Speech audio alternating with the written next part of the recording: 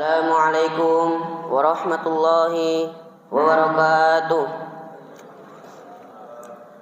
Alhamdulillahilladzi arsala rasulahu bil huda wa dinil haqq liyudhhirahu 'alad dini kullihi wa kafaa billahi shahida.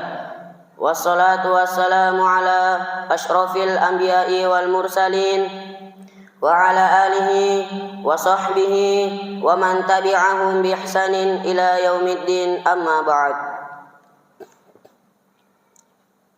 Jamaah sekalian rahimakumullah, tak henti-hentinya kita memuji dan bersyukur kepada Allah Subhanahu wa ta'ala yang telah memberikan kita begitu banyak nikmatnya sehingga kita tidak dapat bisa menghitungnya. Allah Subhanahu wa ta'ala berfirman, wa in ta'uddu ni'matallahi la tuhsuha. Jika kalian ingin menghitung-hitung nikmat Allah, niscaya kalian tidak dapat bisa menghitungnya. Quran surah Ibrahim ayat 34. Dan di antara nikmatnya, Allah memberikan nikmat kesehatan dan kesempatan, dan terlebih-lebih lagi nikmat iman dan Islam, sehingga kita bisa berkumpul di tempat yang mulia ini lagi. Salawat serta salam tak lupa kita kirimkan kepada Nabiullah Nabi Muhammad sallallahu alaihi wasallam, Nabi yang diutus di muka bumi ini untuk menjadi uswatun hasanah, suri tauladan bagi kita semua. Adapun berdiri saya di sini untuk menyampaikan kultum atau ceramah singkat yang berjudul Kembali ke Jalan Allah Subhanahu wa ta'ala. Jamaah sekalian rahimakumullah, kembali ke jalan Allah Subhanahu wa ta'ala, yakni bertobat, merupakan syarat utama bagi seluruh umat manusia yang ingin hidupnya selamat dan bahagia, khususnya di akhirat nanti. Sebab dengan tobat manusia dapat diterima di sisi Allah Subhanahu wa ta'ala. Dan demikian juga menyegerakan bertobat merupakan keharusan manusia. Sebab manusia tidak dapat mengetahui dengan pasti kapan dia akan mati. Sedangkan kematian itu bisa saja datang secara tiba-tiba, baik kita dalam keadaan belum bertobat maupun sudah bertobat. Allah Subhanahu wa ta'ala berfirman, walikulli ummatin ajal fa idza jaa ajaluhum la yastakhiruna sa'ah wa la yastaqdimun.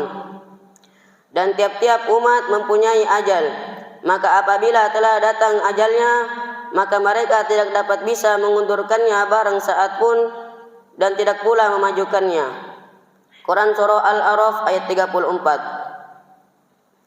Jamaah sekalian rahimakumullah, marilah kita sadari bahwa kematian adalah rahasia Allah Subhanahu wa ta'ala. Kapan saja kematian pasti akan menjemput kita. Allah Subhanahu wa ta'ala berfirman, kullu nafsin dha'iqatul maut. Setiap yang bernyawa, yang berjiwa akan merasakan yang namanya kematian. Quran surah Ali Imran ayat 185. Bila kita menyadarinya, mungkin kita akan berlomba-lomba untuk memperbanyak amal soleh dan menyiapkan bekal untuk kembali kepada Allah Subhanahu wa ta'ala.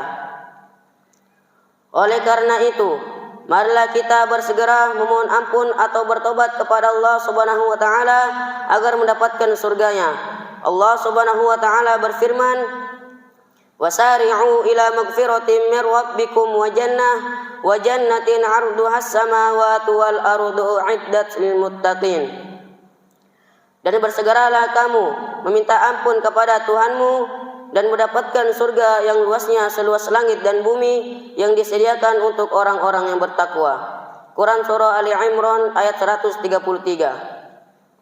Dalam ayat lain Allah Subhanahu wa ta'ala berfirman, ya ayyuhalladzina amanu tubu ilallahi taubatan nasuha asa rabbukum ayyukaffira ankum sayyiatikum wa yudkhilakum jannat.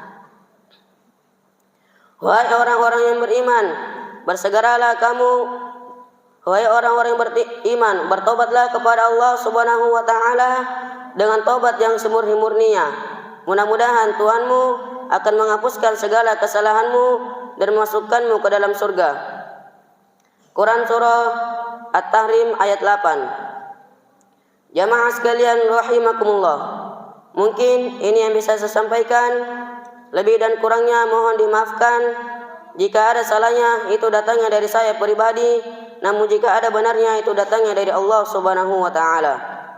Sebagai penutup, marilah kita berdoa kepada Allah Subhanahu wa taala agar dimudahkan untuk kembali ke jalannya, yakni bertobat. Dan semoga Allah Subhanahu wa taala memberikan kita kebahagiaan hidup di dunia dan di akhirat. Amin ya rabbal alamin. Barakallahu fikum wa jazakumullahu khairan. Billahi taufiq wal hidayah. Wassalamualaikum warahmatullahi wabarakatuh.